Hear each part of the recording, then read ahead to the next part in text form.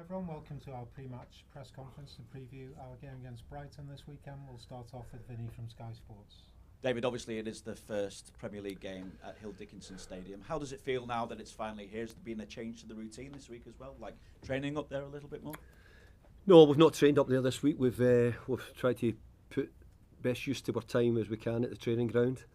But we're all really looking forward to the new stadium. It's been something which has been in the horizon for so long, and it's now here. So big moment for everybody. We've had the chance to be down a couple of times already. So we hope we can get used to it as quickly as we can. Everybody knows that a new stadium is never that easy, but something we're all really excited about having now.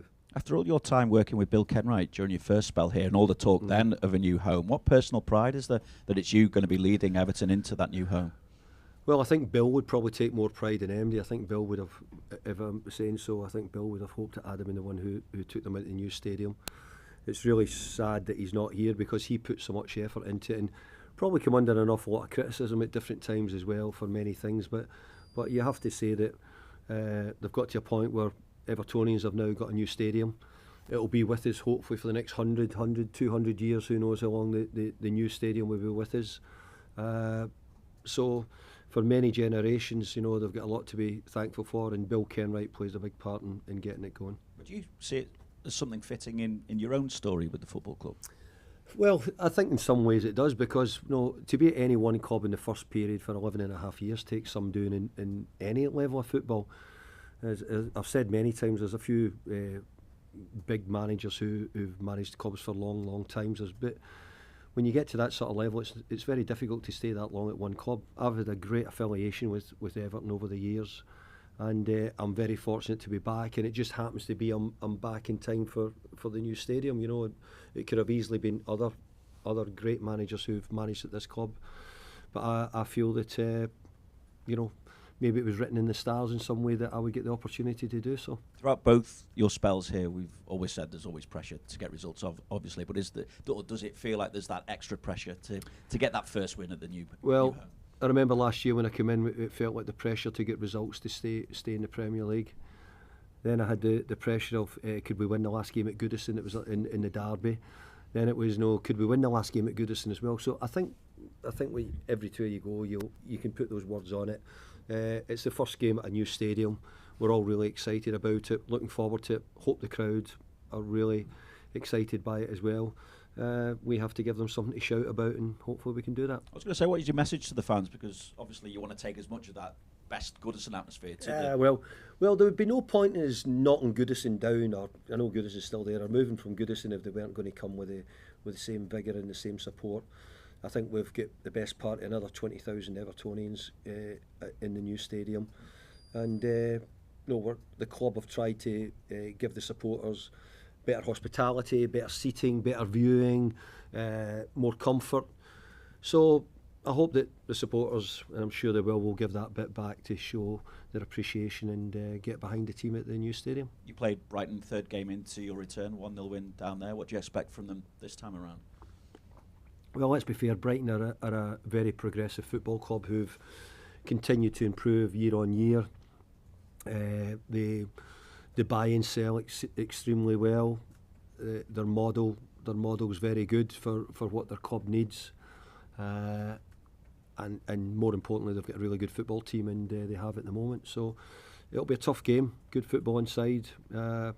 I don't think MD gets an easy game against Brighton, and we don't expect that this week. Just check on squad-wise, Mikalenko, Patterson, and how's Branthwaite's recovery going? Jared's on the way but not fit. Neither's Mikalenko, and Nathan Patterson's not fit either. So those three are not available. Asnu as well? Asnu is trained today for the first time, so we'll see how he goes. In terms of bringing in reinforcements, has there been any progress on the transfer front, and how confident are you being able to get those players in before the deadline? I think I'd like to say yes. But that yes might mean that you're going to push me for more answers and more questions than what it might be. But I'd have to say I think we're trying to make way to get more players in. We're trying to do so. We've been disappointed that we've missed out on a lot of other players which have chosen not to come, or for different reasons of not being able to make it. But I think there's quite a few managers saying the same in the Premier League. But Yes, I think we're trying to make progress at the moment. Will it come off? I couldn't guarantee that, but we're definitely trying to move on. Is this where I shouldn't throw names at you? No, it'd be wrong to, because I'm just going to tell you, I don't talk about players at other clubs, so that's my stock answer. Just to check as well, have you had any clarification on the handball law this week after what happened at Ellen Road? No, we didn't, but I think generally the feeling all around the country now, it shouldn't have been given. I think generally, I know there's some people who have said, but I think the general feeling and the word I'm sort of getting from behind the scenes is that it was the wrong decision. Do you think it's the law itself? It says in the law not making yourself bigger. Yeah. And James obviously isn't making himself bigger. Well, look, let me tell you, I'm going to say it now, I don't want to talk any more about it. So I'm fed up sort of hearing about it, and I gave you my opinion. I gave my opinion after the game. We're entitled to give our opinion, and but it's gone now and we move on. The referees do a brilliant job. We've got really good referees, probably the best in Europe, I think. So I just felt that it was the wrong decision in midweek. Thanks, David. Good luck. Thanks, Vinny. We'll go to John Tip, Premier League production. Afternoon, David. And we talk about that frustration there at the tail end of the game on Monday night. How have you been able to channel that in the correct way to the players to ensure a positive performance this week? Well, let's be fair, we didn't play well in the first half, but we played much better in the second half. Maybe not well enough to, but it really looked as if we could have been on the verge of getting something out of it. And when you look at the decision, you might have thought, well, if MD deserved to win the game, it was Leeds United, not us. But we've had a lot of games here where we've been quite resolute and stuck at it and maybe not played so well, but got results. It looked as if it could have been one of those nights, but it ended up not that way. Glimpse of Jack Grealish. Can we expect to see him in the starting 11 this weekend? How pleased were you with his cameo, and how has he been settling in for you? I thought his glimpse was okay. I liked his glimpse, so let's see where it goes from there. And likewise, new signing Tieno Barry came on late, replaced Carlos Alcaraz. Is that how you see your forward line fitting together? Would you go a Beto and Barry up front? Or I think that the situation meant that we had nothing to lose really at that time. We had to try and find a way of getting a goal back. I don't know if I would always go that way, but I wouldn't say that I wouldn't do it. I think I've done it in the past. But no, I'm probably more liable to choose one or the other.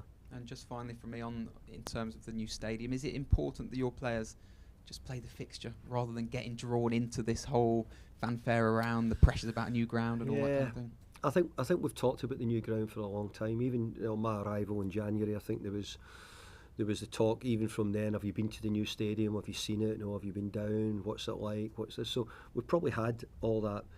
I'm guessing after this week we'll probably find it. There's less talk about the new stadium. I think for me it's now talking about the new build of the team, the rebuild, all the new things that are going to have to happen now going forward. So that's it. I think we've got the stadium now, we've got that bit done. And obviously there's still bits to be done there as well, whether it knowing how to get there the best way or is all the design done behind the scenes. But in the main, we've got the stadium now. Now we've got to find a way of building a really strong Everton football team. Brilliant, best of luck. Thanks, John C. We'll go to Rob at 5 Live. Hi, Rob. Nice to hear you kind of talking about Bill there and your personal perspective of the new stadium. I just wonder, actually, are you somewhat pleased that you get to do this now with that added perspective of where you are in your career and how it might have been different 10, 15 years ago? Yeah. I've got to say, I didn't really ever expect to be doing this. I didn't think that. I actually thought I was looking forward to coming as a supporter and a football supporter to watch the games. I'd been invited back to Goodison to come and see some of the games. I'm looking forward to bringing my dad down. We'd both do it. And then I got offered the job. So suddenly all this sort of fell in. End of Goodison, new stadium, etc. But also in the middle of that was, can you keep Everton up? Which was the big bit and the hard bit to do. But the one thing about footballers and even managers, we all get a chance to play in all the best stadiums, unbelievable stadiums all around Europe, all around the world. We played in some brilliant stadiums in America. So once you've done it, you're on with it, that's it, done, moved on. If I'm an Everton supporter, I'd be thrilled to be coming and getting the seating and the viewing, what I've got for the new stadium, because it's brilliant viewing in all parts of the stadium, and I hope we can turn it into a stadium which over many years, even beyond me and further, becomes something which we see has been really successful. And on that, it's actually one of the most exciting things the acoustics, that unknown, the relationship between the sound and the space, and what that first big moment really feels like? I think you're getting into music there for me, if that sounds like that.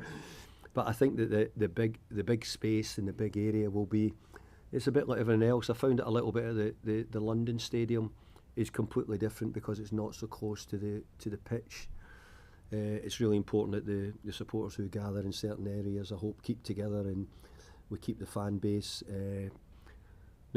strong.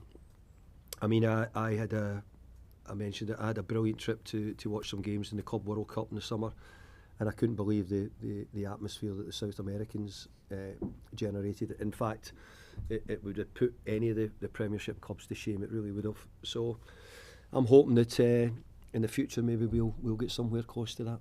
And just one on the squad. When you get to a certain position of the window and you have added real quality, which you've spoken about, does there become a priority where it becomes about balance? Or is that always the case? Are you always looking to get that balance right? Yeah, I think you're right. I think we've found now that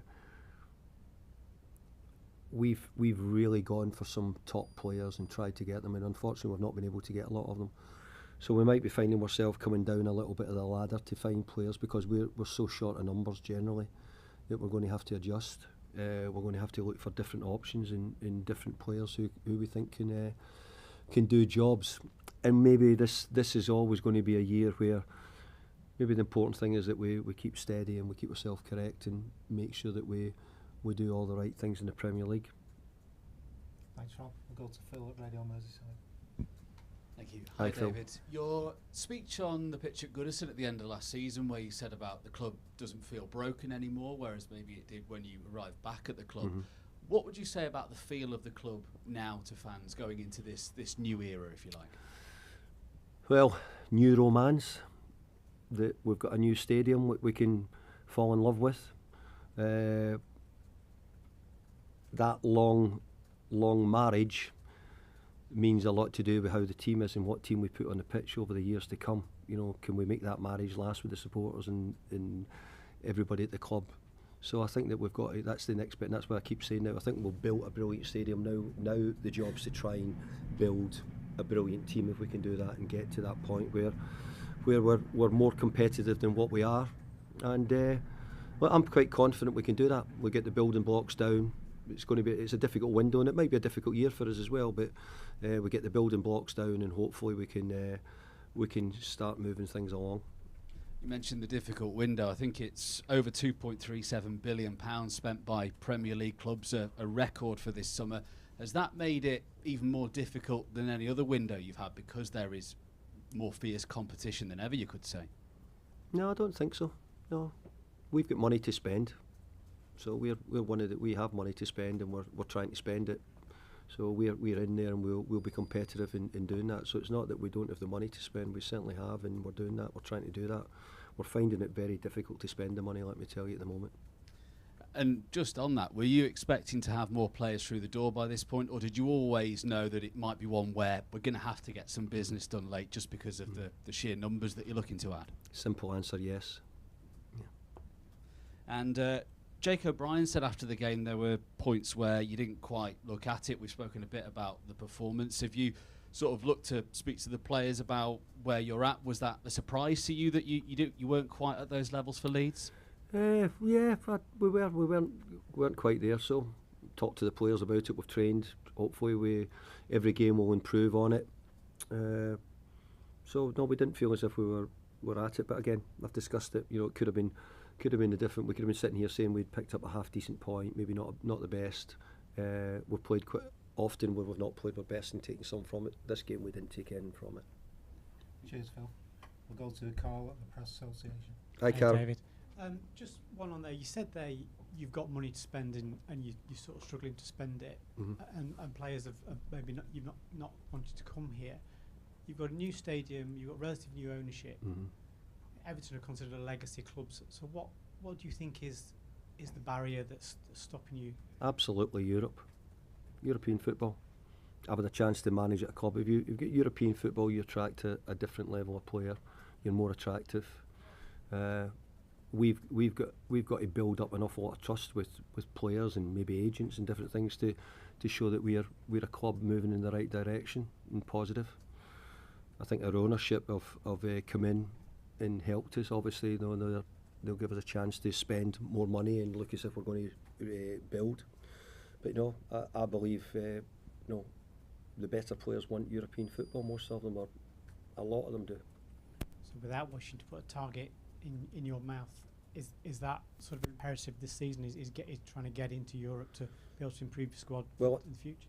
Well, no, I don't think it's imperative that it happens. But I think that you asked me why I didn't think the players were choosing. I think a lot of them are looking for Europe. Thanks, Carl.